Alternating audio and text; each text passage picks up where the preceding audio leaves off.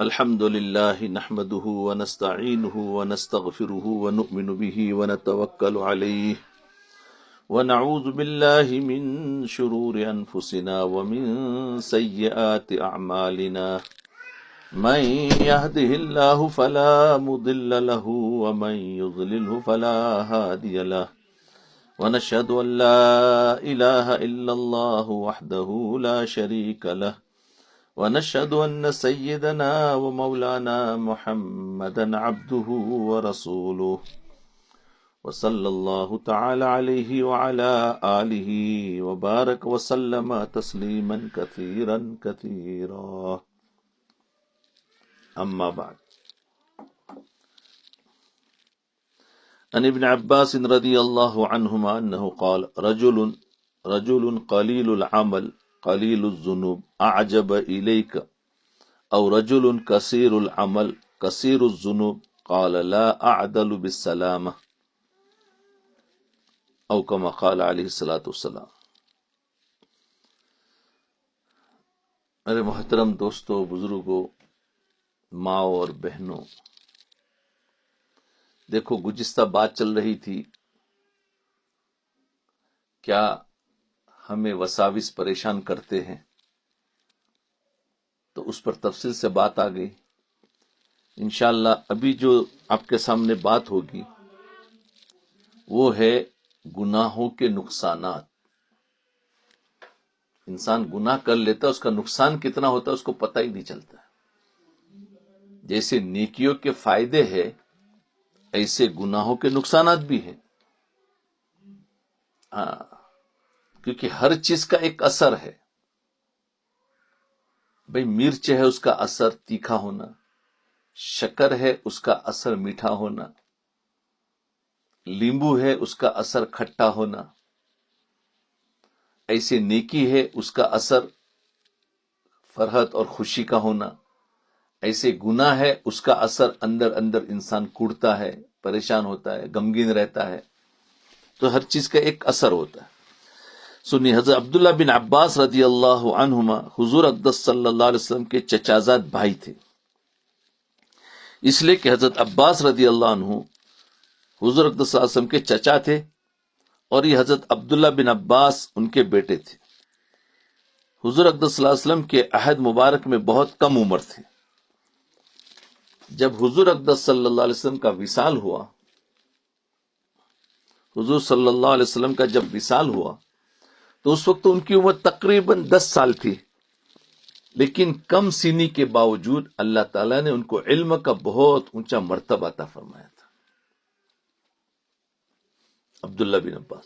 اس کی وجہ یہ تھی کہ ایک مرتبہ حضور صلی اللہ علیہ وسلم نے ان کے حق میں دعا فرمائی کہ اللہم علمہ الکتاب وفقہہ فی الدین.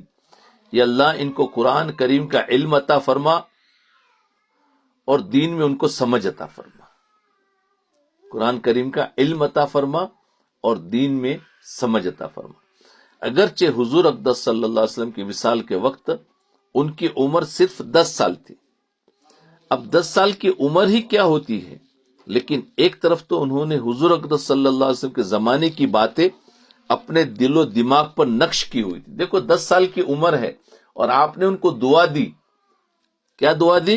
کہ اللہم علمہ الکتاب وفقہہ فی الدین.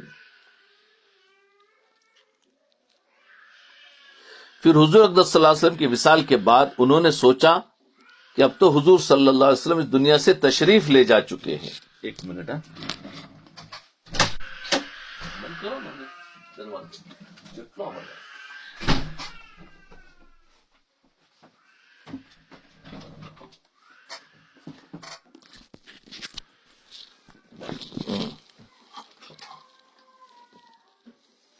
تو ایک تو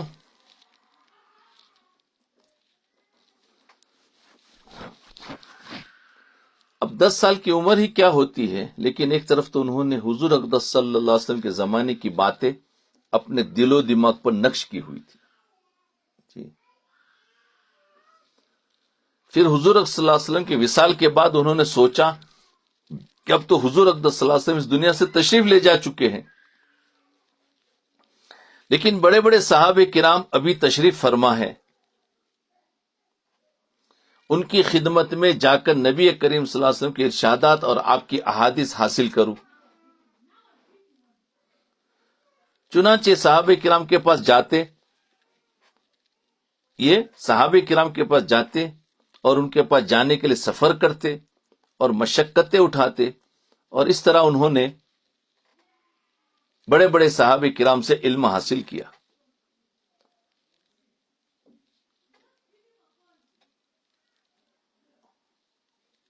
اور اس مقام پر پہنچے کہ آج انہیں امام المفسرین کہا جاتا ہے۔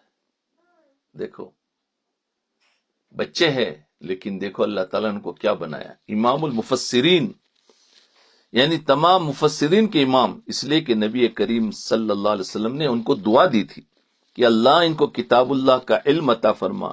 آج تفسیر قرآن کے باب میں ان سے زیادہ قابل اعتماد بات کسی کی نہیں، یہ انہی کا قول ہے جو میں نے آپ کے سامنے پڑھا ہے۔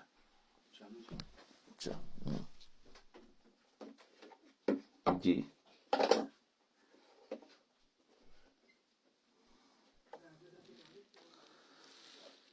وہ یہ کہ ایک شخص نے حضرت عبداللہ بن عباس رضی اللہ عنہ سے پوچھا کہ یہ بتائیے کہ ایک شخص عمل تو کم کرتا ہے۔ ایک شخص حضرت عبداللہ بن عباس رضی اللہ عنہ سے پوچھا، جو حدیث پڑھی گئی نا، اب اس کو سمجھا رہے کہ ایک شخص نے حضرت عبداللہ بن عباس رضی اللہ عنہ سے پوچھا کہ یہ بتائیے کہ ایک شخص عمل تو کم کرتا ہے، یعنی نفلی عبادات، نفل نماز بہت زیادہ نہیں پڑھتا، زیادہ تر فرائض اور واجبات پر اکتفا کرتا ہے، اس کو برابر کر لیتا ہے، نفل عبادت، ذکر، اذکار، وظائف، تسبیحات زیادہ نہیں کرتا، لیکن اس کے گناہ بھی کم ہیں۔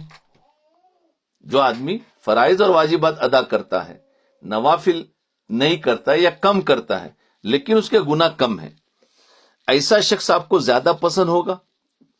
ایک شخص تو یہ ہے، یا آپ کو وہ شخص زیادہ پسند ہوگا جس کے نفلی عبادتیں بھی زیادہ ہے اور گناہ بھی زیادہ ہے، مثلا تہجد کی نماز بھی پڑھتا ہے، اشراق کی نماز بھی پڑھتا ہے، اوابین بھی پڑھتا ہے، تلاوت بھی خوب کرتا ہے، وظائف اور تسبیحات بھی خوب کرتا ہے، لیکن ساتھ میں گناہ بھی بہت کرتا ہے، تو آپ کے نزدیک ان دونوں میں سے کون بہتر ہے؟ بتاؤ۔ فرائض کا اہتمام تو یہ بھی کر رہا ہے اور دوسرا شخص بھی فرائض واجبات کا اہتمام کر رہا ہے، فرق کہاں ہے؟ یہ نوافل کم کر رہا ہے، وہ نوافل زیادہ کر رہا ہے۔ اب سوال فرق یہاں ہے کہ یہ گناہ سے بچ رہا ہے، گناہ کم کرتا ہے، اور وہ گناہ بھی زیادہ کرتا ہے، تو دونوں میں سے کون سا شخص؟ ہمارے نزدیک جو جانتے ہیں، بس جو زیادہ نوافل کرتا ہے، ہم کہتے ہیں یہ آدمی بڑا متقی پرہیزگار ہے۔ شریعت کے نزدیک وہ آدمی کہ جس کے گناہ کم ہو۔ دیکھو یہاں حضرت عبداللہ بن عباس رضی اللہ عنہ سے پوچھا، انہما سے پوچھا کسی نے کہ یہ بتائیے کہ ایک شخص عمل تو کم کرتا ہے، نفلی عبادت، نفلی نماز زیادہ نہیں کرتا، لیکن فرائض اور واجبات برابر ادا کرتا، اور دوسرا شخص اس کے ساتھ نوافل اور بہت پڑھتا ہے، نوافل عبادتیں بہت کرتا ہے، لیکن گناہ بھی زیادہ ہے، تو جواب میں حضرت عبداللہ بن عباس رضی اللہ عنہما نے فرمایا کہ گناہوں سے حفاظت کے برابر میں کسی چیز کو نہیں سمجھتا۔ یہ یاد رکھے، یہ ہر ایک کی ضرورت کی چیز ہے۔ آج ہمارے ماحول میں نوافل کی تو بہت کثرت ہو چکی ہے، لیکن گناہوں سے بچنے کے لیے کوئی عام دماغ نہیں ہے، چاہتے ہی نہیں ہے کہ گناہ ہم کرتے ہی کدھر ہیں، گناہوں سے بچنے کا وہ اہتمام نہیں ہو رہا ہے۔ تو یہ حضرت عبداللہ بن عباس رضی اللہ عنہ فرماتے ہیں، امام مفسر ہے، کیا فرماتے ہیں؟ فرمایا کہ گناہوں سے حفاظت کے برابر میں کسی چیز کو نہیں سمجھتا، یعنی آدمی گناہوں سے محفوظ ہو جائے، یہ اتنی بڑی نعمت اور اتنا بڑا فائدہ ہے کہ دنیا کا کوئی عمل اس کے برابر نہیں ہے۔ اللہ اکبر کبیرہ، یہ ہے، یاد رکھو۔ اس لیے بار بار یہ عاجز بھی یہی کہتا ہے کہ گناہوں سے بچو، نوافل نہیں ہو رہے، ذکر و اذکار نہیں ہو رہے، صبح کی تسبیحات بھی نہیں ہو رہی ہے، لیکن پورے دن میں دیکھو کہ کوئی گناہ تو نہیں کیا.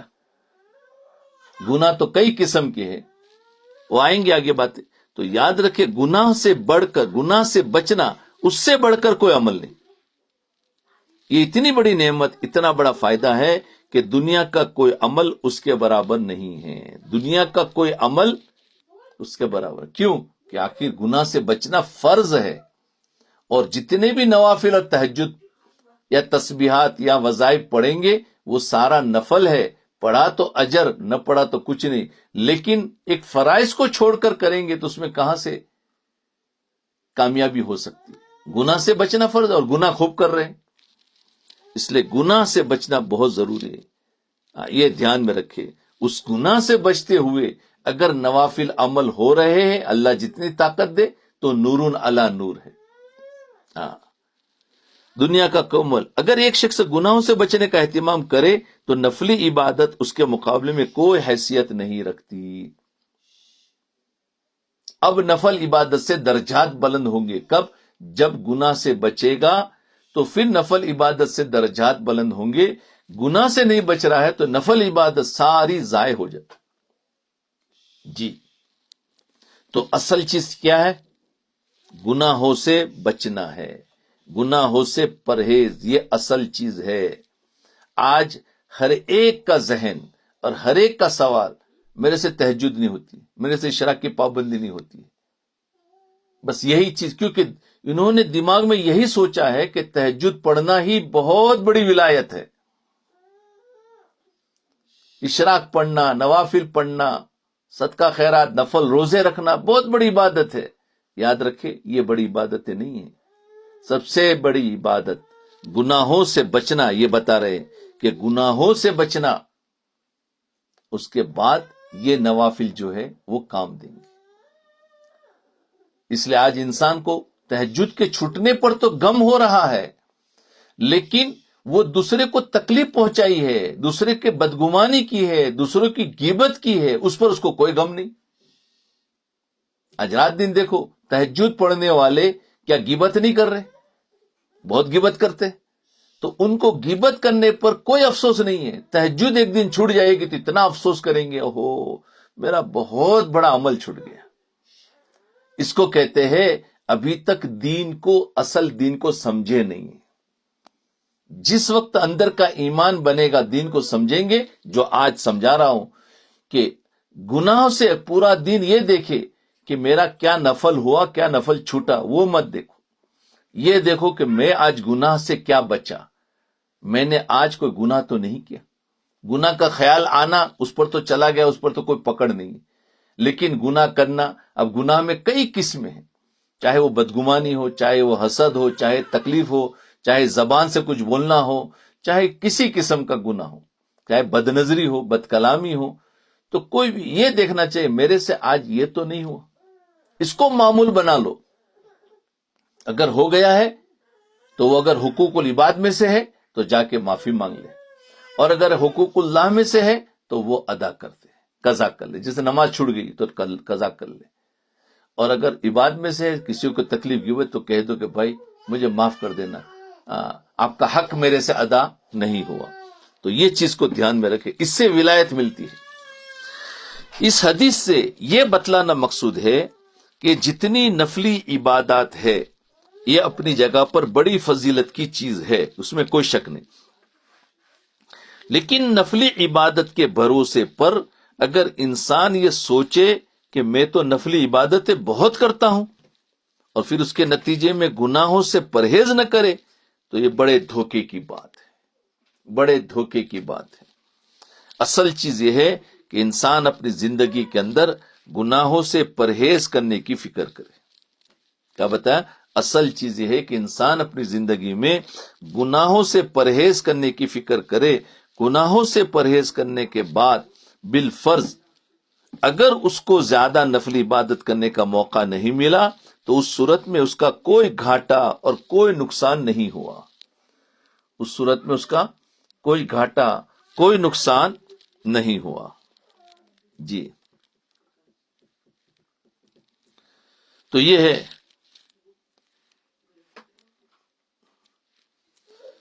تو اس صورت میں اس کا کوئی گھاٹا نقصان نہیں، اللہ تعالیٰ کیا انشاءاللہ وہ نجات پا جائے گا۔ لیکن اگر نفلی عبادات تو خوب کرتا ہے، لیکن اگر نفل عبادات تو خوب کرتا ہے، یہ کون ہے؟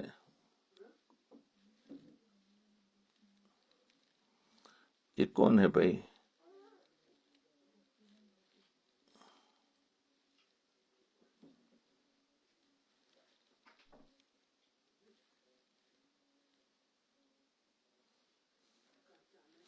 چلو، ایک آدمی گناہوں سے تو اس صورت میں اس کا کوئی نقصان، لیکن اگر نفلی عبادت تو خوب کرتا،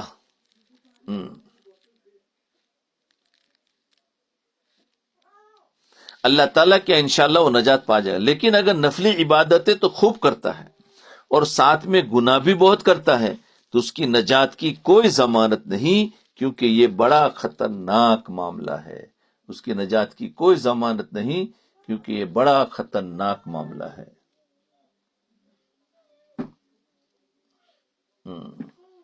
بڑا خطرناک معاملہ، یاد رکھیں۔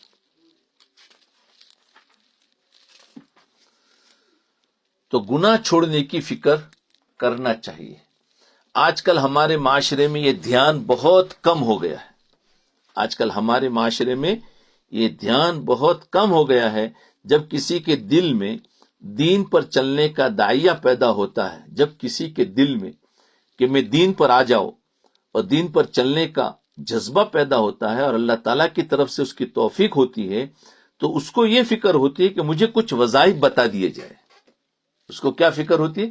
مجھے کچھ وظائف بتا دیے جائے، کچھ معمولات سکھا دیے جائے، اور اوراد اور اذکار کی تلقین کر دی جائے، اور یہ بتایا جائے کہ نفلی عبادت کیسے کروں اور کس وقت تک کروں۔ بس چند ظاہری معمولات کی طرف توجہ ہو جاتی ہے، اور پھر ان معمولات کو پورا کرنے میں دن رات لگا رہتا ہے۔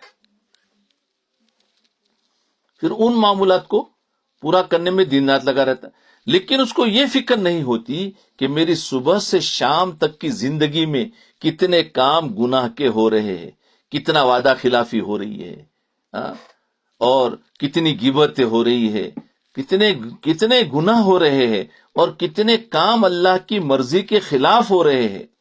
اچھے خاصے پڑھے لکھے دیندار لوگوں کو دیکھا کہ وہ صف اول کے پابند ہے، اچھے خاصے پڑھے لکھے دیندار لوگوں کو دیکھا کہ وہ صف اول کے پابند ہے، مسجد میں پابندی سے جماعت کے ساتھ نماز پڑھتے ہیں، وظائف و اوراد کے پابند ہیں، نفلی عبادتیں اور تہجد اور اشراق کی نمازیں بھی بڑی پابندی سے پڑھتے ہیں، لیکن ان کو اس کی فکر نہیں کہ گھر کے اندر جو گناہوں کا بازار گرم ہے، گھر کے اندر اس کو کس طرح ٹھیک کیا جائے، یہ فکر نہیں ہوتی، کس طرح ٹھیک کیا جائے۔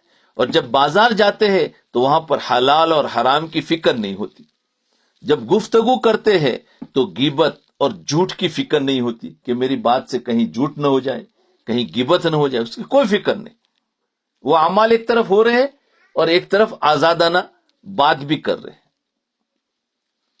تو بازار جاتے ہیں تو حلال حرام کی فکر نہیں، بات کرتے تو غیبت اور جھوٹ کی فکر نہیں۔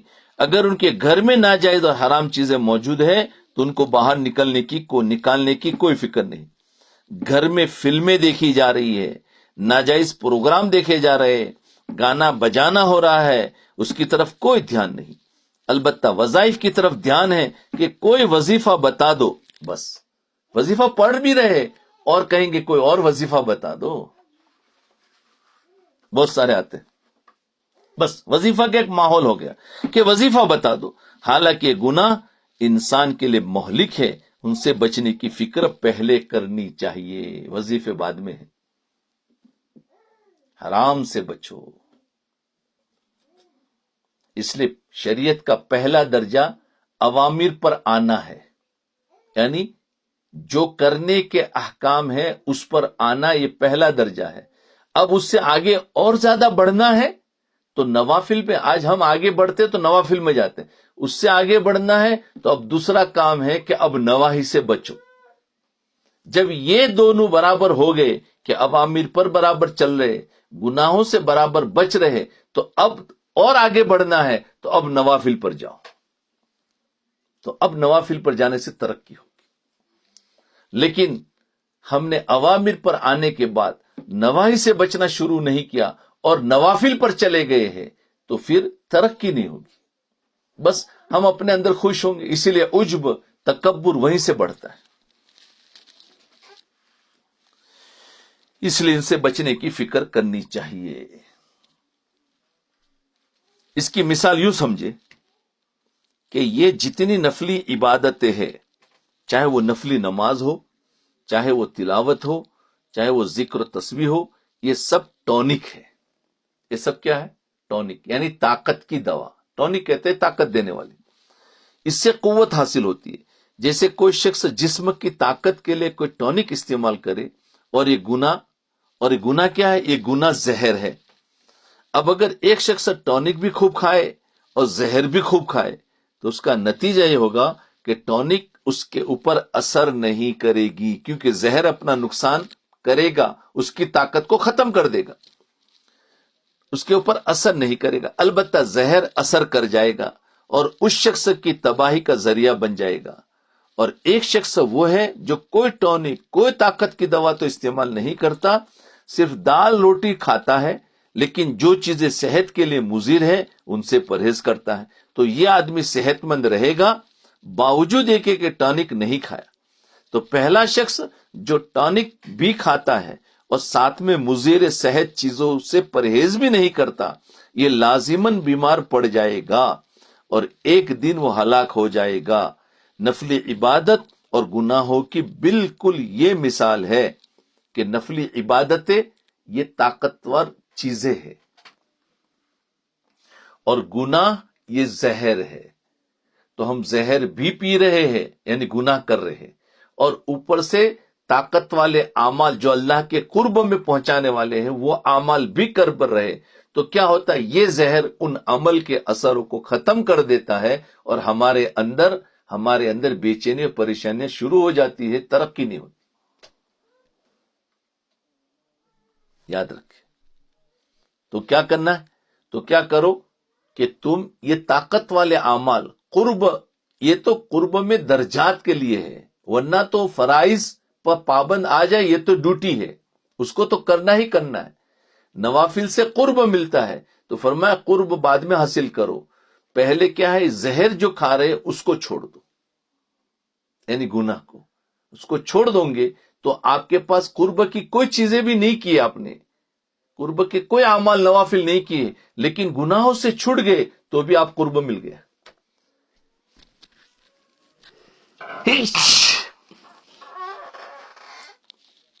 الحمدللہ، امید ہے کہ آپ سمجھ گئے ہوں گے۔ تو مقصود یہ ہے کہ گناہوں سے بچنا ہے۔ تو ہماری صبح سے لے کر شام تک کی زندگی سے گناہ نکل جائے، منکرات اور معصیتیں نکل جائے۔ جب تک یہ چیزیں نہیں نکلے گی اس وقت تک یہ نفلی عبادات ہمارے حق میں مفید نہیں ہو سکتی۔ یہ بہت سمجھے، یہ عام لوگوں کا ایک سوال ہے، جو لوگ پریشان ہیں۔ دیکھو، نوافل سے ہٹانا نہیں ہے، یہ سمجھنا، یہ میری بات بھی نہیں ہے، یہ تو کس کی بات ہے؟ حضرت عبداللہ بن عباس رضی اللہ عنہ فرماتے ہیں، جب ان سے پوچھا گیا کہ ایک شخص ایسا ہو اور ایک شخص ایسا ہو تو آپ کیا فرماتے ہیں؟ کہنے لگے وہ آدمی بہتر ہے جو گناہوں سے بچ رہا۔ یہ اتنے بڑے صحابی کی باتیں۔ جی، اللہ ہم سب کو سمجھا دے، لیکن پھر بھی ہماری طبیعت ایسی عادی بن چکی ہے کہ ہر وقت وظیفہ چاہیے۔ ابھی بھی اگر میری باتوں میں کہیں بھی کوئی دعا آ گئی کہ اس دعا کو پڑھنے سے فائدہ ہے، تو فوراً سارے کے سارے وہ دعا پڑھنا شروع کر دیں گے۔ ارے حضرت نے بتائی تھی، حضرت یہ بتا رہے گناہوں سے بچو، تو وہ تو کوئی نہیں کرے گا۔ ایک عجیب ہماری عادت ہوگی، اس لیے میری درس کے اندر میں کوئی دعائیں، کوئی وظیفہ نہیں بتایا کہ اس کو پڑھو۔ جو بتا رہے وہ اپنی جگہ پر ٹھیک ہے، لیکن ہمیں پہلے کیا کام کرنا چاہیے۔ اس لیے کہتے ہیں کہ ہمیشہ گناہ اگر ہم سے ہو رہے ہیں اور ہم اس سے چھوٹنا چاہ رہے ہیں اور نہیں چھوٹ رہے ہیں تو گناہ کے بارے میں پوچھو کہ میں اس گناہ سے کیسے چھوٹوں. یہ اصل چیز ہے. دعا مت پوچھو کہ اس کے بارے میں کیا دعا پڑھوں, روزے کی برکت کیسے ہوگی اور اس کو کیسا کرنا اور اس کو کیسے کروں. اس کے لیے وظائف اور دعا پوچھ رہے, لیکن گناہ سے کیسے چھوٹوں اس پر کوئی نہیں پوچھتا, آج تک نہیں پوچھتا. اللہ ماشاءاللہ 2-4 ہے جن کو اللہ نے سمجھ دی ہے اور وہ پوچھ رہے اور وہ چھوٹ رہے اور آگے بڑھ رہے. اس لیے یاد رکھے, پوچھنا اس بات کا ہے کہ میں گناہ سے کیسے چھوٹوں, یہ زہر پینا کیسے چھوڑوں. خود نہیں چھوڑ سکتے تو اس کے لیے ضروری ہے کہ آپ پوچھو تو انشاءاللہ نکلیں گے. صحابہ کرام کے اندر بھی ایسی چیزیں تھی, ان کو بھی گناہ کی چیزیں آتی تھی تو حضور صلی اللہ علیہ وسلم سے پوچھتے تھے اور الحمدللہ انہوں نے پوچھا تو گناہوں سے نکل گئے.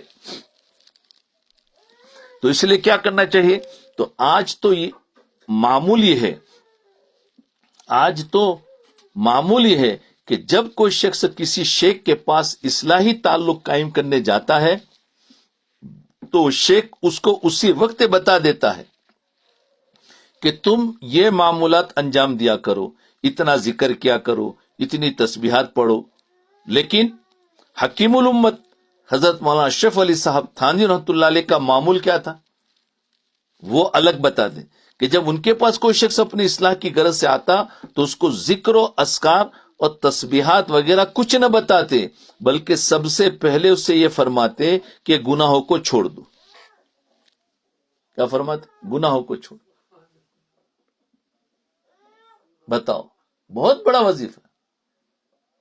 اس لیے حضرت قاری طیب صاحب رحمت اللہ علیہ جو دارالعلوم دیوبند کے 50 سالہ اہتمام کیا ہے, وہ جب شروع میں پڑھ کر فارغ ہو کر آئے, اہتمام بھی ملا, بڑی اچھی پوسٹ بھی ملی, ان کے دل میں عجب و تکبر آنے لگا. انہوں نے حضرت تھانوی رحمت اللہ علیہ سے خط لکھا کہ حضرت میں اصلاح کی غرض سے آنا چاہتا ہوں. تو حضرت نے فرمایا اپنا اہتمام کسی کے سپرد کر کے میرے پاس آ جاؤ. تو جب یہ ان کے پاس گئے تو ان کو یہ نہیں کہا, ان کو یہ نہیں بتایا کہ تم اتنی تسبیحات اتنی 1000 مرتبہ پڑھا کرو اور وہاں کونے میں بیٹھ لیا کرو, بلکہ ان کو بتایا کہ حضرت کیا کروں. تو فرمایا مسجد میں جتنے لوگ آ رہے ہیں ان کے جوتوں کو سیدھا کر لیا کرو. کیا وظیفہ بتایا. یعنی لوگ جب مسجد میں جاتے تو جوتا نکال کر جاتے ہیں نا, تو اس کا اب جب واپس آئیں گے تو سیدھا کرنے کا مطلب کہ اس کا منہ اس طرف کر دو کہ وہ مسجد سے نکلے تو سیدھا پہن سکے, اس کو کہتے جوتا سیدھا کر لیا. تو اب بتاؤ کتنے بڑے وہ بھی عالم ہیں, وہ بھی ایک دارالعلوم دیوبند کے اہتمام ہیں اور اصلاح کے لیے آئے ہیں. وہ سمجھو کوئی بڑے بڑے وظائف بتائیں گے, کچھ بھی نہیں. فرمایا یہ کرو, اور وہ کام کرتے رہے. کچھ دنوں کے بعد ان کے اندر سے وہ خناس اور وہ چیزیں نکل گئی اور خلافت دے دی اور نکل گئی. لو, یہ ہے. تو ہر ایک کی اصلاح کا طریقہ الگ الگ ہے. تو مین گناہوں سے بچنا, ان کے اندر عجب تکبر تھا, اس کے علاج کے لیے آئے تھے اور وہ نکل گیا. تو یہ ہے کہ حضرت تھانوی رحمۃ اللہ علیہ بھی کیا فرماتے, فرمائے گناہوں سے بچو. اسی لیے اس سے پہلے ہم نے درس میں سنا کہ ایک شخص جس نے اپنے بچے کی ٹکٹ آدھی نکالی تھی, 13 سال کا بچہ تھا, تو ان کی خلافت سلب کر لی. کیوں؟ کہ گناہ کیا تم نے. ذکر و اذکار چھوٹ گیا ہے تو اس پر پکڑ نہیں کرتے تھے کہ حضرت میری تسبیحات نہیں ہوتی, میرا یہ نہیں, اس پر پکڑ نہیں, گناہ پر پکڑ کر لی. کہ گناہ ہوا, کیونکہ یہ گناہ ہے, حرام کام ہوا. یہ ہے. وہ تو آپ نے کس سے سن لیے. تو ان کے یہاں یہ تھا کہ کوئی گناہ سے بچو, کچھ نہ بتاتے, بلکہ سب سے پہلے اسے فرماتے گناہوں سے چھوڑ دو. چنانچہ اس راہ میں سب سے پہلا کام تکمیل توبہ کا ہے کہ توبہ, کامل توبہ کرے. توبہ کا مطلب توبہ تو روز کرتے, استغفار بھی روز پڑھتے, لیکن کامل توبہ یہ ہے کہ گناہوں سے بچ گیا, اب نہیں کرنا. یعنی سب سے پہلے انسان اپنے تمام گناہوں سے توبہ کرے کہ اللہ جو گناہ مجھ سے پہلے ہو چکے ہیں اپنی رحمت سے ان کو معاف فرما دیجئے, اور آئندہ کے لیے عزم کرتا ہوں کہ میں آئندہ یہ گناہ نہیں کروں گا. پھر آئندہ کے لیے گناہوں سے بچنے کا اہتمام کرے. پھر یہ نہیں کہ بس صرف چند مشہور گناہوں سے بچنے کا اہتمام کر لیا. چند مشہور گناہوں سے ہم بچ جاتے تو کہتے الحمدللہ ہم گناہوں سے بچ گئے. ابھی ہم سے کوئی گناہ ہوتا ہی نہیں، بلکہ ہر گناہ گناہ ہے، ہر ایک گناہ سے بچنے کا اہتمام کرے۔ جیسے ہم مشہور گناہ سے بچے ہوئے، جیسے شراب نہیں پیتے، چوری نہیں کر رہے، زنا سے بچے ہوئے، شراب اور خنزیر کا گوشت نہیں کھاتے، سود نہیں لیتے، تو یہ عام طور پر گناہوں سے ہم بچے ہوئے، ہم سمجھتے نہیں دوسرے ایسے گناہ ہیں جو ہم سے ہو رہے ہیں، ان سے بھی بچنا ہے۔ وَذَرُوا ظَاهِرَ الْإِثْمِ وَبَاطِنَ، یعنی ظاہر کے گناہ بھی چھوڑو اور باطن کے گناہ بھی چھوڑو۔ آگے ارشاد فرمایا ان الذین یکسبون الاسم سیجزون ما کانوا یقترفون، یعنی جو لوگ گناہوں کا ارتکاب کرتے ہیں قیامت کے روز ان کے ان اعمال کی سزا دی جائے گی جو وہ لوگ یہاں پر کیا کرتے تھے، ما کانوا یقترفون، تو ان کو ان کے گناہوں کی سزا دی جائے گی۔ گناہ سے بچنا بہت ضروری ہے، ہر قسم کے گناہ کو چھوڑنا ہے۔ چند گناہ چھوڑ دیے تو ہم سمجھتے ہم گناہ کہاں کرتے، بہت سارے گناہ جو ہم بتایا کہ اس قسم کے جو گناہ ہو رہے، لہذا کوئی گناہ ایسا نہیں ہے جس کی طرف سے بے توجہی برتی جائے، نہ ظاہر کا گناہ نہ باطن کا گناہ۔ یہ نہ ہو کہ چند موٹے موٹے گناہ تو چھوڑ دیے اور باقی گناہوں کو چھوڑنے کی طرف کوئی توجہ نہیں ہے۔ مثلا مجلسوں میں غیبت ہو رہی ہے، دل آزاری ہو رہی ہے، دوسروں کو تکلیف پہنچائی جا رہی ہے، دوسروں سے حسد اور بغض ہو رہا ہے، دل میں تکبر بھرا ہوا ہے، مال کی محبت ہے، جاہ کی محبت ہے، دنیا کی محبت ہے، دل میں بھری ہوئی ہے، پھر تو گناہ چھوڑنا نہ ہوا۔ یہ سب کچھ ہے اور چوری سے بچ رہے، شراب سے بچ رہے، تو ہم نے گناہ چھوڑ دیا، تو گناہ چھوڑنا نہیں ہوا۔ ہر وہ کام جس کو اللہ اور اللہ کے رسول صلی اللہ علیہ وسلم نے گناہ قرار دیا ہے ان کو چھوڑنا ہوگا، اس کی فکر انسان کو ہونی چاہیے، اس کی فکر انسان کو ہونی چاہیے۔ بیوی بچوں کو گناہ سے بچاؤ، بیوی بچوں کو گناہ سے بچاؤ۔ جی ایک بات اور عرض کر دوں کہ یہ گناہ اس وقت تک چھوٹ نہیں سکتے جب تک انسان اپنے ماحول کی درستی کی فکر نہ کرے۔ کوئی شخص اگر یہ چاہے کہ میں گناہوں سے محفوظ ہو جاؤں اور بیوی بچے غلط راستے پر جا رہے ہیں ان کی طرف کوئی دھیان اور توجہ نہ کرے، یاد رکھیے اس طرز عمل سے کبھی بھی گناہ نہیں چھوٹ سکتے۔ بیوی بچوں کا ماحول اگر غلط ہے، گناہوں والا ہے، اور ہمارا یعنی گھر کا جو مرد ہے اس کا ماحول بڑی تہجد گزار اور بڑی عبادتیں اور بڑی نیکیوں والا ہے، یاد رکھنا کہ اس نے گھر کے ماحول کو اگر بدلا نہیں تو ایک دن یہ بھی اس گناہ میں شریک ہو جائے گا۔ اس لیے چاہیے کہ ہمیں گھر کے ماحول کو بھی بدلنا ہے۔ اس طرز عمل میں کبھی بھی گناہ نہیں چھوٹ سکتے۔ اگر تم گناہ سے بچنے کی کتنی بھی کوشش کر لو، لیکن اگر گھر کا ماحول خراب ہے، بیوی بچے غلط راستے پر جا رہے ہیں اور تمہیں ان کی فکر نہیں، تو بیوی بچے ایک نہ ایک دن تمہیں ضرور گناہ کے اندر مبتلا کر دیں گے۔ اس لیے انسان کے لیے خود گناہوں سے بچنا جتنا ضروری ہے اتنا ہی بیوی بچوں کو بھی بچانا ضروری ہے۔ اور ہر وقت یعنی اپنی فکر کرو اور اس کے بعد اپنے بیوی بچوں کی بھی فکر کرو، یہ ہے اصل مقصد۔ وَأَنذِرْ عَشِيرَتَكَ الْأَقْرَبِينَ، کہ اس پر عمل ہے، پہلے اپنی فکر کرو اس کے بعد اب ان کی فکر کرو۔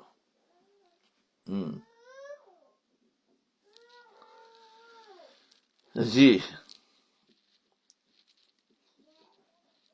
تو اب اس معاملے میں خواتین کا کردار بہت اہمیت رکھتا ہے، ماں بہنوں کا۔ اگر خواتین کے دل میں یہ فکر پیدا ہو جائے کہ ہمیں اپنی زندگی اللہ اور اللہ کے رسول صلی اللہ علیہ وسلم کے کام کے مطابق گزارنی ہے اور گناہوں سے بچنا ہے، تو پھر گھروں کا ماحول درست ہو جائے۔ اس لیے کہ عورت گھر کی بنیاد ہے، عورت گھر کی بنیاد ہے۔ اس لیے کہ عورت کیا ہے؟ گھر کی بنیاد ہے۔ اگر عورت کے دل میں اللہ کی اطاعت اور اللہ کے رسول صلی اللہ علیہ وسلم کی اطاعت کا داعیہ اور جذبہ پیدا ہو جائے تو پورا گھر سنور جائے گا۔ گھر جنت بن جائے گا۔ لیکن اگر عورت کا یہ حال ہو کہ اس کو پردے کی کوئی فکر نہیں ہے، سر کھلا ہوا ہے، بال کھلے ہوئے ہے، فواہش کے اندر ذہن لگا ہوا ہے اور فضولیات میں منہمک ہے، تو اس کا نتیجہ یہ ہوگا کہ گھر کا ماحول خراب ہوگا۔ اس لیے خواتین پر یہ ذمہ داری زیادہ عائد ہوئی ہے کہ وہ گناہ کے کاموں کو چھوڑ دے، گناہوں کے کاموں کو چھوڑ دے۔ نافرمانی اور گناہ یہ کیا چیز ہے، ذرا سمجھو، یہ گناہ کیا چیز ہے؟ یہ تو گناہوں کو چھوڑنے کے بارے میں بتایا نا، کہ گناہ کو چھوڑو، نوافل کے بجائے کثرت سے، اس کے بجائے نہ گناہ کو چھوڑنے پر پورا دھیان دے۔ اب یہ بتایا جا رہا ہے کہ گناہ کیا چیز ہے اور گناہ کے عواقب اور انجام کیا ہوتے ہیں۔ گناہ کی عاقبت یعنی گناہ کا انجام کیا ہوتا ہے، پہلے اس کو سمجھنا ضروری ہے کہ گناہ کا معنی ہے نافرمانی۔ یاد رکھو، گناہ کا معنی ہے نافرمانی۔ جی، اب ہر چھوٹا اپنے بڑوں کی نافرمانی کر رہا ہے اور گناہ کر رہا ہے، گناہ ہے نافرمانی۔ مثلا تمہارے ایک بڑے نے تمہیں حکم دیا کہ کام اس طرح کرو اور تم کہو کہ میں یہ کام نہیں کرتا، یا بڑے نے کہا کہ اس بات سے اور اس کام سے بچو اور تم کہو کہ میں کام ضرور کروں گا، یہ بڑے کی بات نہ ماننا نافرمانی کہلاتا ہے اور یہی گناہ بنا۔ اگر یہ نافرمانی اللہ تعالیٰ اور اللہ کے رسول صلی اللہ علیہ وسلم کے حکم کے ساتھ کی جائے تو اسی کا نام گناہ ہے۔ اللہ اور اللہ کے رسول کی نافرمانی کی جائے تو اس کا نام گناہ ہے، اور اللہ تعالیٰ کی نافرمانی کے اثرات اتنے دور رس اور اتنے خراب اور برے ہیں کہ ان کا اندازہ کرنا مشکل ہے۔ جی، ان گناہوں کے اثرات جو ہے نا بہت زیادہ ہوتے، تو اس کے لیے یہ بات کا دھیان رکھے۔ تو ہمیں جو ہے فرمایا کہ بڑوں کی اطاعت کرو، اولاد ہے تو ماں باپ کی، اور بچے ہیں تو اپنے اساتذہ کی، اور اگر کوئی جماعتوں میں جا رہے تو اپنے امیر کی، یا اپنے دعوت تبلیغ میں لگے ہوئے تو اپنے شورا کی۔ یہ سب اطاعت، اس اطاعت سے اللہ کی اطاعت میں چلنا آسان ہو جاتا ہے۔ یاد رکھنا، اللہ کی اطاعت کرنا، پھر اللہ کے حکموں پر چلنا آسان ہو جاتا ہے۔ اس کے لیے اطاعت کے لیے سامنے کوئی آدمی ہو تو سمجھاوے کہ ہمیں کس کی ماننی ہے، اس لیے بتایا کہ تم ان کی مانو، تو اصل میں اطیع اللہ و اطیع الرسول و اولی الامر منکم، فرمایا جو تمہارے بڑے ہیں تم ان کی اطاعت کرو، تو گویا تم نے اللہ اور اللہ کے رسول کی اطاعت کی کہ ان کا حکم ہے کہ تم اپنے بڑوں کی مانو۔ اگر نہیں مانو گے تو وہ گناہ ہو جائے گا۔ اس لیے یاد رکھے، گناہ کے بہت نقصانات ہیں۔ اب انشاءاللہ آپ کو گناہوں کے نقصانات بتائے جائیں گے کہ گناہ کے کیا کیا نقصانات ہوتے ہیں جو ہمیں پتہ بھی نہیں چلتا ہے، اور ہم گناہ کرتے اور ہمیں وہ نقصان ہو بھی گیا ہے اور ہم سمجھتے ہمیں کوئی نقصان نہیں ہو۔ تو گناہ کی پہلی خرابی کیا ہے؟ احسان فراموشی، کہ وہ انسان احسان کو بھول جاتا۔ گناہ کے سب سے پہلی خرابی احسان فراموشی ہے، اس لیے کہ جس محسن نے انسان کو وجود بخشا ہے اور ہر وقت انسان اس کی نعمتوں میں غرق ہے، سر سے لے کر پاؤں تک اللہ تعالیٰ کی نعمت اس کے اوپر مبذول ہے، جس کے ایک ایک عضو کو لے کر اندازہ کرو کہ اس کی کتنی قیمت، کتنی اہمیت ہے۔ چونکہ نعمتیں مفت میں ملی ہوئی ہے، اس لیے دل میں ان کی کوئی وقت اور قدر نہیں۔ خدا نخواستہ اگر کسی وقت ان اعضاء میں سے کسی ایک عضو کو بھی نقصان پہنچ جائے، تب پتہ چلے کہ یہ کتنی بڑی نعمت ہے اور نقصان کتنا بڑا نقصان ہے۔ یہ آنکھ کتنی بڑی نعمت ہے، یہ کان کتنی بڑی نعمت ہے، یہ زبان کتنی بڑی نعمت ہے، یہ صحت کتنی بڑی نعمت ہے، یہ رزق جو صبح شام کھانے کے لیے اللہ تعالیٰ عطا فرما رہے کتنی بڑی نعمت ہے۔ تو جس عظیم محسن اور منعم کی نعمتوں نے ہمیں ڈھانپ لیا ہے، اس کا صرف یہ کہنا ہے کہ تم لوگ صرف چند ہاتھوں سے، چند باتوں سے پرہیز کر لو اور بعد آ جاؤ، لیکن تم سے اتنا چھوٹا سا کام نہیں ہوتا۔ لہذا گناہ کی سب سے پہلی خرابی احسان فراموشی، ناشکری اور محسن کا حق ادا نہ کرنا۔ گناہوں کا نقصان کیا ہوتا ہے کہ وہ شکر گزار نہیں بنتا.